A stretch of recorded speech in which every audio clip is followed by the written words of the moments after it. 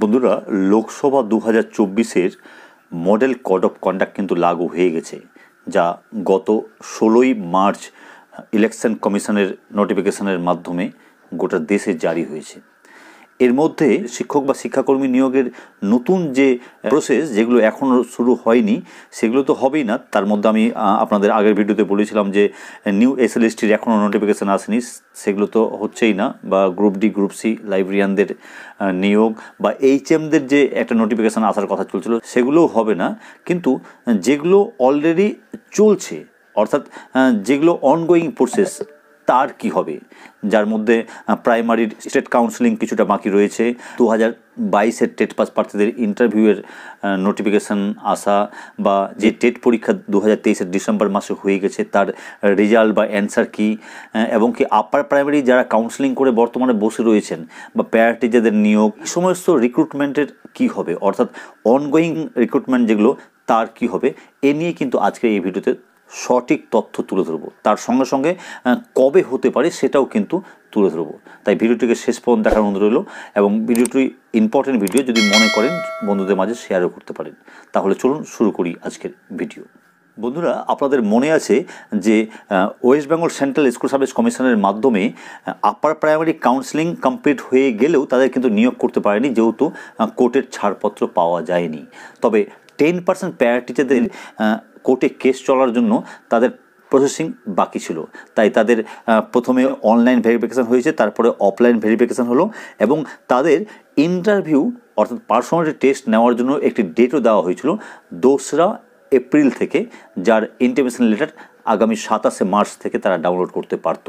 কিন্তু গত পরশু 22 তারিখ West Bengal central school service কমিশনের থেকে নোটিফিকেশান দিয়ে সেটাকে পোস্টপোন করে দেওয়া হয়েছে, এবং সেটার কারণ দেখানো হয়েছে যে লোকসভা ভোটের মডেল কোড অফ কন্ডাক্ট লাগু হয়ে যাওয়ার জন্যই কিন্তু এই অনগোয়িং প্রসেস, রানিং প্রসেস, যা 2 তারিখ থেকে পার্সোনাল টেস্ট নেওয়ার কথা, সেটা কিন্তু বন্ধ করে দেওয়া হয়েছে।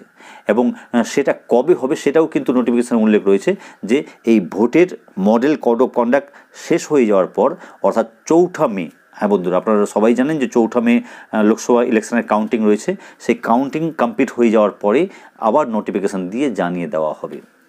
তাহলে বুঝতেই পারছেন যে ভোট যতদিন চলছে, অর্থাৎ আগামী 4ঠা মে পর্যন্ত কিন্তু কোনো রিক্রুটমেন্টই আর হবে না। তা প্রাইমারির স্টেট কাউন্সেলিং হোক, বা 2022-এর ইন্টারভিউয়ের প্রক্রিয়া হোক, বা 2023-এর ডিসেম্বরে হয়ে যাওয়া টেটের অ্যান্সার কি, রেজাল্ট, কোনো কিছুই আর এই ভোটের মধ্যে, যতদিন ভোটের মডেল কোড অফ কন্ডাক্ট লাগু আছে, এর মধ্যে হবে না। এই বিষয়ে আর কোনো সন্দেহ থাকলো না।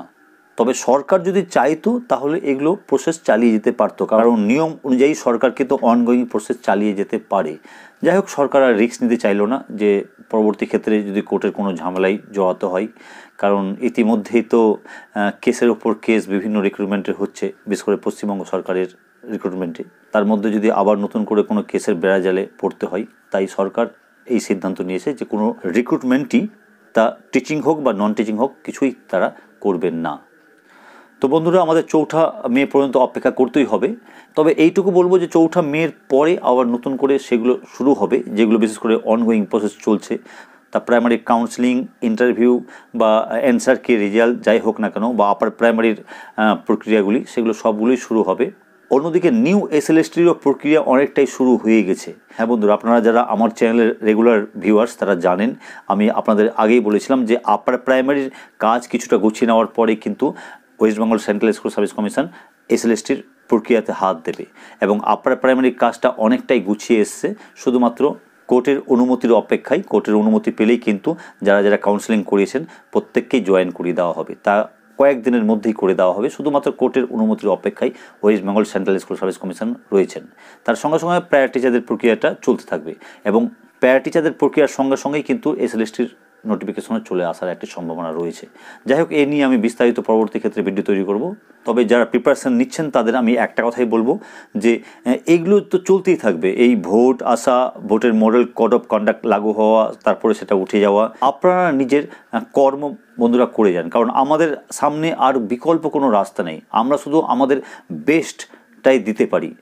আর রাজনৈতিক ব্যাপারে বা সরকারের সদিচ্ছার ব্যাপারে আমাদের কারো কোনো হাত থাকে না, তাই আমাদের প্রিপারেশনটা সঠিকভাবে ধৈর্যের সঙ্গে চালিয়ে যাওয়াই উচিত বলে আমার মনে হয়। যাই হোক, এ বিষয়ে আপনাদের কি মন্তব্য অবশ্যই আপনারা কমেন্ট বক্সে কমেন্ট করবেন। তাহলে দেখা হচ্ছে পরবর্তী ভিডিওতে। ততক্ষণের জন্য সকলে ভালো থাকুন ও সুস্থ থাকুন। ধন্যবাদ।